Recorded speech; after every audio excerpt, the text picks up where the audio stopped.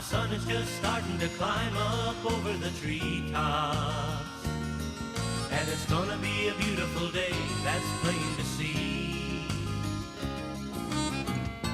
Welcome to Bill Dance Outdoors, America's most popular and longest running TV fishing show. Now I've gone fishing with Bill Dance today.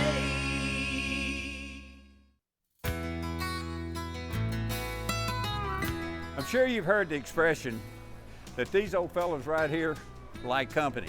Catch one and you're subject to catch 100 or more. Well, you know, it is true, they do like company. And it's highly possible to catch 100 or more out of a small area. But just because we find them, there's no guarantee we're gonna fill the cooler. As abundant as they are, they just don't remain active and in a feeding mood all day. If you fish for them very much, you're gonna experience those inactive times. There are many factors that control the location and the behavior of these fish. Water clarity, temperature, light penetration, wind direction, pH, cover, and barometric pressure, to name a few. And there are factors the angler must consider if he hopes to improve the odds of catching these critters, especially during those inactive times. Now, some of these would be water clarity, water temperature, depth, type of terrain, time of year, type of equipment, even the lure, color, size, and presentation. So in the next little while, I'd like to share with you just one of the techniques used to catch not only active fish, but a highly productive method for those in a negative mood, a system I call slip corking. And while I'm here, let me pick up what's for lunch today. As you can see, there's a lot on the menu to choose from. You've got the jake, the bumblebee, the Cajun critter, the squirming grub, the baby shad, the crappie ringer, the chicken foot, and one of my favorites, the Magnum squirt.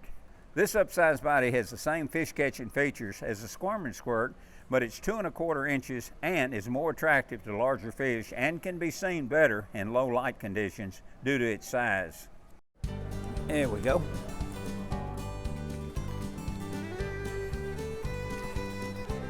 So you want to join us? Come on. Regardless of how or where you catch them, these super little fish have a reputation of being just plain fun. And when you think about it, what more can a fisherman ask for? They're fish of all seasons and can be caught by all, regardless of age, from just under the surface suspended around cover to the mid-range depths of open water, all the way down to the bottom. The ways of catching them is almost unlimited. An angler sitting on the shore with a $2 cane pole and a bucket of minnows, or the fisherman afloat in a $20,000 fishing rig using state-of-the-art ultralight equipment. That's a big old crappie right there.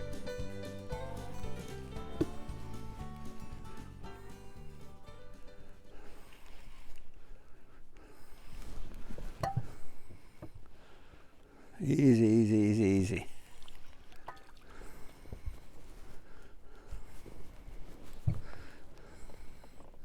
Barely hooked. Yep. Nice. There we go.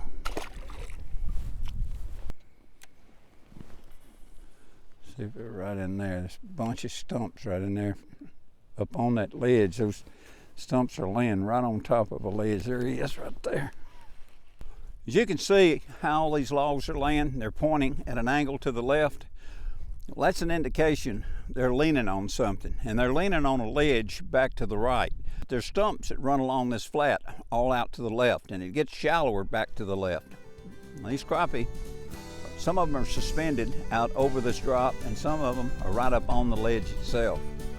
So what we're doing, we're using this float, cork, bubble, whatever you want to call it.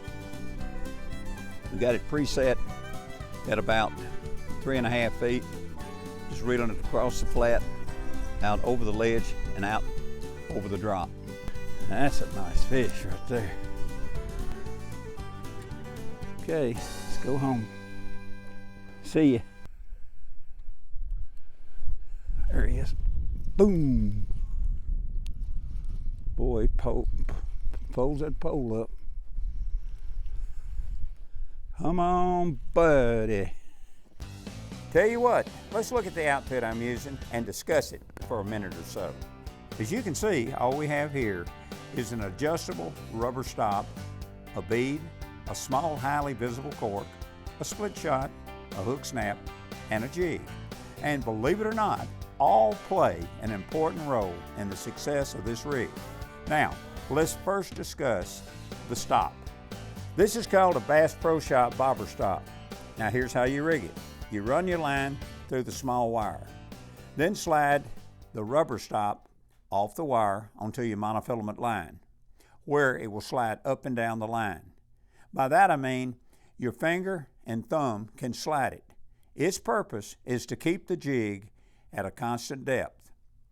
When your cast is made, the cork slides down against the split shot and the bead follows the cork. Here, all the weight is close together, allowing for better control and accuracy. Once it hits the water, the slip bead and cork will slide back to the stop and it rests there as the jig settles to the set depth. Okay, what about the bead? It prevents the slip cork from sliding through the stop. Now keep in mind, the smaller the stop, the better you'll be able to cast, because many times your stop will be somewhere between the tip of the rod and your reel. And being small, the better you'll be able to cast the stop through the rod guides. Ooh-wee!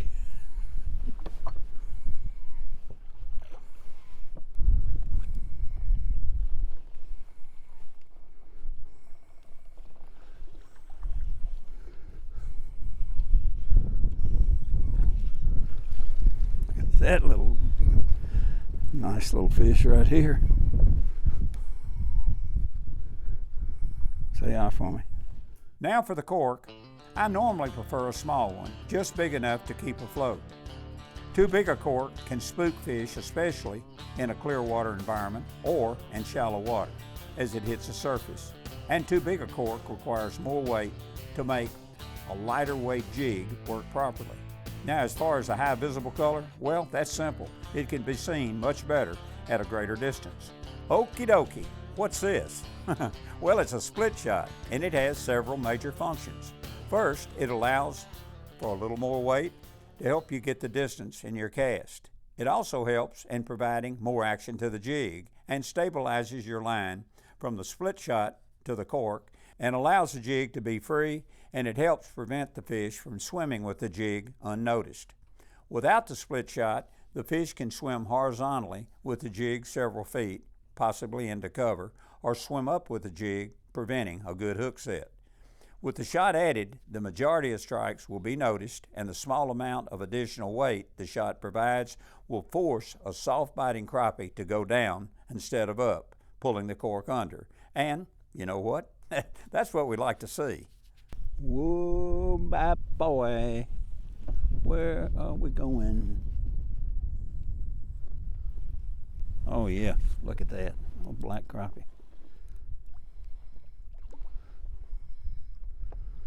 I love catching them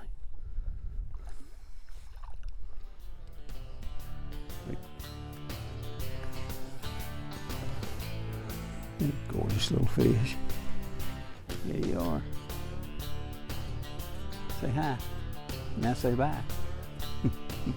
Thick little rascal. Bye-bye. Today's show is sponsored in part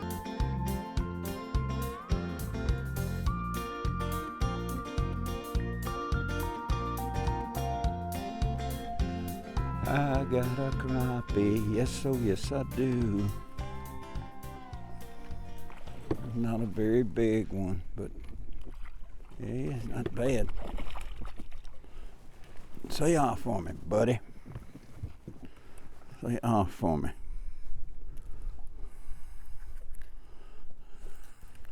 Hello, pretty little thing. Toodaloo. This little guy is called a hook snap, and without question, it gives the jig enough action to increase your strikes by 30%. Now, if you tie your line directly to the jig, it stays rigid and vertical at all times. The hook snap allows the jig to swim free, and it looks more alive, and allows for a 60-degree angle hook set. The body is 2.5 inches long with a skirted tail, and the bodies come in multiple colors. This particular bait, let me tell you, it's very durable, meaning it stays up on the lead head and it doesn't rip or tear easily, which gives you the opportunity to catch a lot more fish on one bait. Today, we're using the red pearl.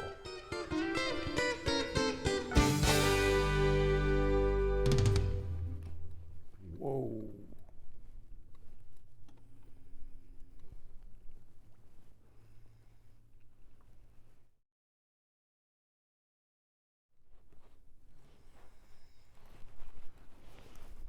Let me show you something.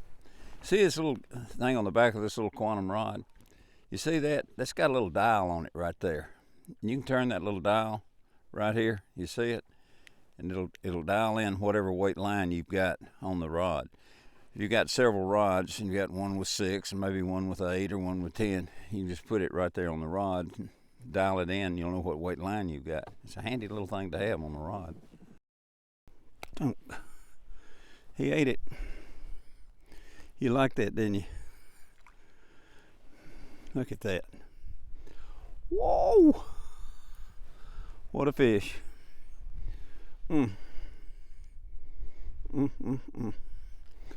Okay, bye-bye.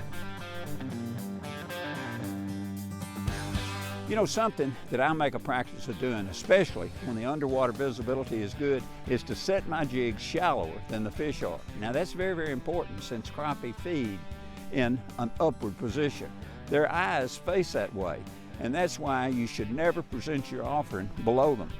Tell you something else, selecting the proper rod and reel is also important because a balanced outfit will maximize the effectiveness of your presentation. Now almost any outfit is going to work, casting, spinning, or long poling. It's important to choose a rig that allows you to use a presentation to match the condition. Uh-oh, watch that cork.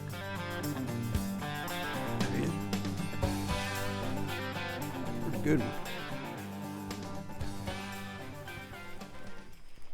Whoa.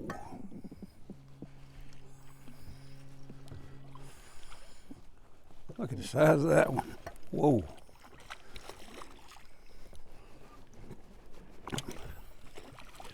All right, buddy. Easy. Big old black, thick.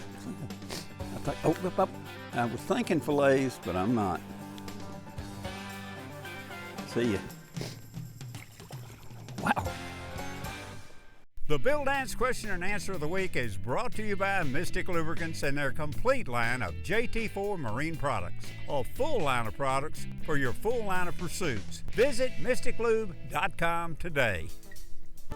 After a front moves through, what factors determine when the fishing will return to normal? Well, normally stable conditions are what cause the fish to return to a more predictable routine. After a sudden change in barometric pressure, which has sent the fish into a panic mode, they need assurance and a return to comfort. Normally this comes with a couple of days of stable weather. This is detected by their swim bladder.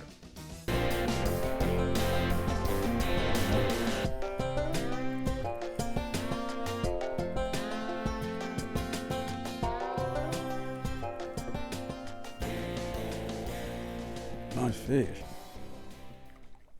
Felt like.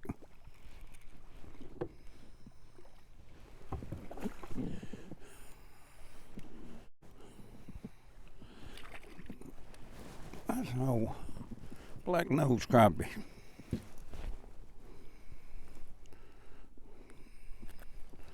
Look at that. It's thick too. Well, you can tell just how active they are. I'm gonna tell you. It's taking that float and just going, ooh, barely taking it under. You know, this particular rig is just a highly productive technique for catching crappie in depths of less than 12 feet of water, or extremely cold water like we've got today, or when they're just extremely inactive. You know, when you've just got to tease them into striking, I don't know of a better technique, because you can keep this thing right in one depth level for as long as you want and keep it in one place for as long as you want. Tell you what, take a look at this illustration and I'll show you what I'm talking about, or give you a better idea of what I'm talking about. As the cork is being pulled slowly across the surface, what the jig does, it follows slowly below. Once the depth is established, it's important not to retrieve too fast. If you do, you pull the jig shallow and out of the strike zone. And besides, a fish like the crappie prefers more of a fluid movement action rather than seeing the jig skip, jump, and hop. Now when it comes to the best presentation, what you want to do is reel slowly, stopping your retrieve every few feet. What this does, it allows the jig to swing back under the float or cork. What you want to remember, a hit can occur on the pull when you stop it and it begins to swing, or by letting it remain absolutely motionless. And we've caught several fish like that. Or by slightly jigging your rod tip, giving the bait just a slight amount of action and keeping it in the same place. As I just said, a strike can occur at any one of these times, providing the rig is set at the ideal depth. Wiggled it, popped it, wiggled it.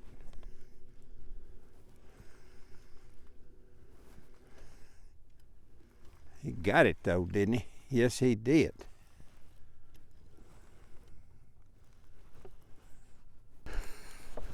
Ooh, that is a horse. We'll come back here with him. Look at the size of that knot there. Ooh, yes, a good fish. Another good one. Come up here, big boy. Easy, easy, easy. Wow, it's a mouth on that.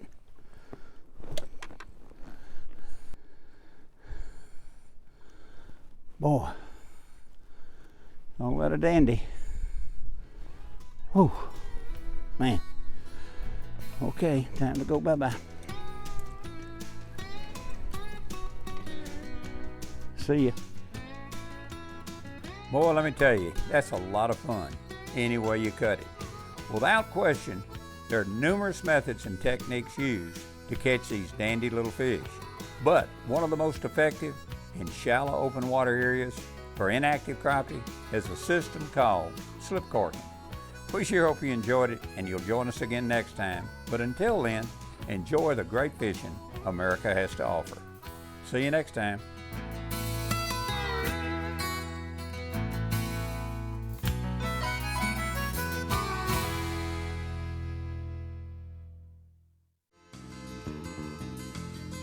Thanks for watching Bill Dance Outdoors. Please join us right here again next week. Now I've gone fishing with Bill Dance today.